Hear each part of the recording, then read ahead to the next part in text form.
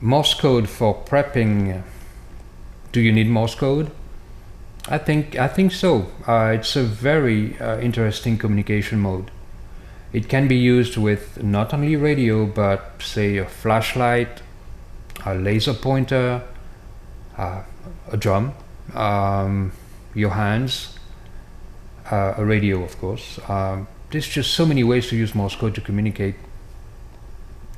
It also affords you a certain level of privacy because it's not something everybody knows. It's certainly not something the gang of thugs around the corner knows, and it allows you to communicate with a certain privacy. I remember a video that I saw once, and I talked about this before, about a prisoner of war during Vietnam who spelled the word torture with his eyelids, being filmed by the Viet Cong. They didn't catch it. The Viet Cong didn't catch it. So he was able to say that what he was saying was basically under torture. Really a gut-wrenching video, but it shows clearly that Morse code can be extremely useful even today. Also, there are technical considerations why Morse code is better. I'll show you, for instance, a radio here that's a Morse code only radio. This radio has 5 watts of power and has a global range, meaning that I can talk to someone from here, Florida, to say Australia or South Africa or Eastern Europe or anywhere, England, without much trouble when the conditions are right, using very little battery power. So I power this with AA batteries, 8 of them. If I use the radio, and I've done it while camping for say a week, I probably could use it for 2 weeks without having to change batteries, and those batteries are pretty light to carry. That can fit in your short pocket. I even have a smaller one. That's not the smallest one I have, but I love those radios, and it covers 2 bands, 20 and 40 meter for this one. There's a later model that covers 3 bands. This is called a Weber MTR. It's an awesome radio. It's got many features that are very useful, and again, the range is absolutely awesome. Now, if you want a radio that does voice, here is the size that you are going to get. This is a Craft Kx3. It does voice modes, all the bands. It does Morse code, of course. That's its main function. But it's a much bigger radio to carry. If you have a bug-out bag, do you want this in it, or do you want this one? I think it's an easy choice. Of course, you have to learn Morse code. That's not.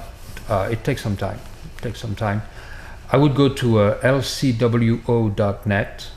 It's a very good website to learn Morse code online. If you have an iPhone or iPod, iPad, get something called Ham Morse. It's a very good program that uses what's called the Koch, K-O-C-H, I believe, method, which works pretty well. But really my point is that Morse code is very important to know. I remember another story about a couple where they both had a ham radio license and they both knew Morse code. And the husband had a heart attack.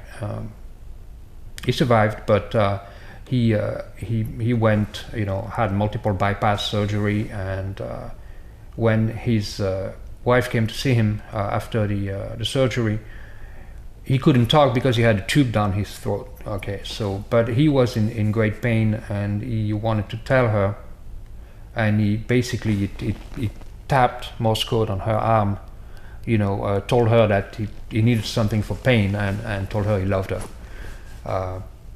And that's a pretty touching story. It shows how sometimes you need to communicate with someone, and you can't use language, voice basically, you need another method. And because the Morse code radios are so portable, they're called actually QRP radios, I find them to be very useful in that regard. There are enough people doing Morse code in the world, or the US, so you wouldn't believe how many people actually know Morse code. There's just many people, ex-military, a lot of ham radio guys know Morse code. I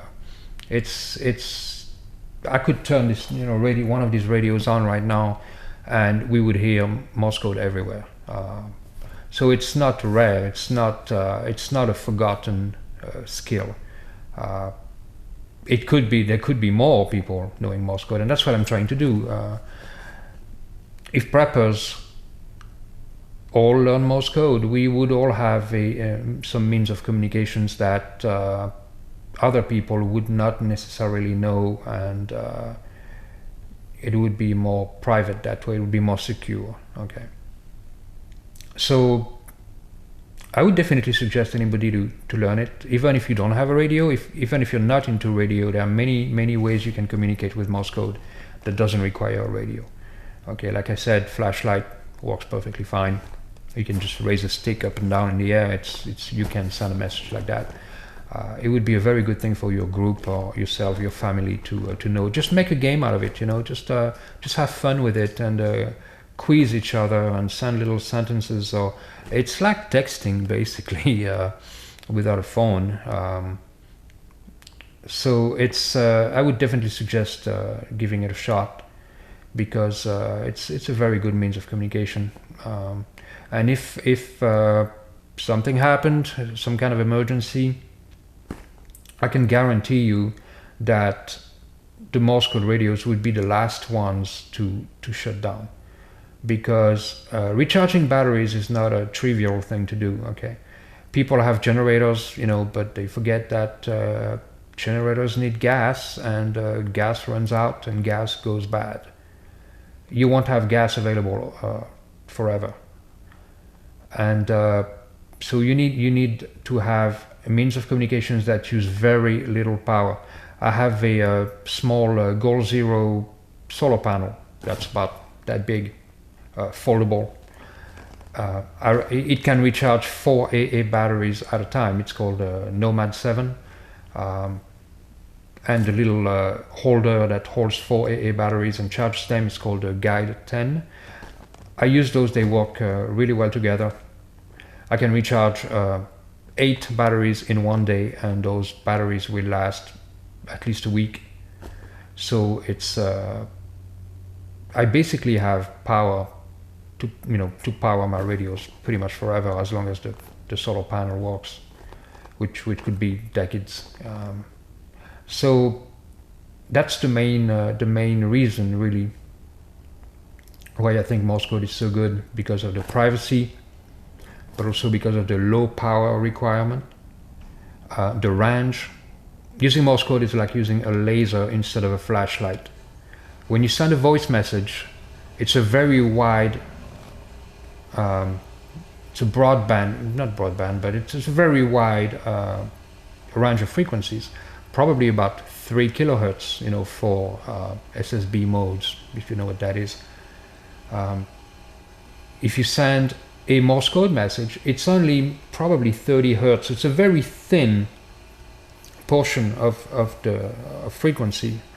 So all that power, if you have 5 watts Morse code, it's probably equivalent to 100 watts voice, so about 20 times difference. To produce 100 watts, you need a fairly, good-sized battery. You're not going to want to carry that battery with you, because, even if it's a gel cell about that big, the battery is going to be 10 pounds. Would you rather carry food than a battery? Well, yeah. So that's a big concern when you're mobile, when you have to move, and a lot of preppers they think that, oh, I'll just bug in. Yeah, that's the best solution, really, especially if you have a group of people. I would definitely suggest that. All right, looks like we went over 10 minutes. I need to wrap this up. So yes, I would not want to carry a generator to recharge a 10-pound battery to power a 5-pound radio. It's just not practical. Sometimes you don't have the choice, you have to move away from your location. There could be, I don't know, radiation, some kind of disease, some kind of gangs roaming the neighborhood. You might not have a choice, so you'll have to carry your stuff, and I believe that communications is an important part of survival, so you need that gear. Hence, the use of small Morse code radios. It's something that's really good to know. Again, even if you don't use a radio, flashlight would work perfectly fine. So it's Morse code is here to stay. I think it's going to be here for a long time. It's just too useful to go away, basically. And it's something that, again, I believe every prepper should learn. So give it a shot. Just have fun with it, and you'll learn something very useful that could come very handy someday. Thank you for listening, and have a nice day.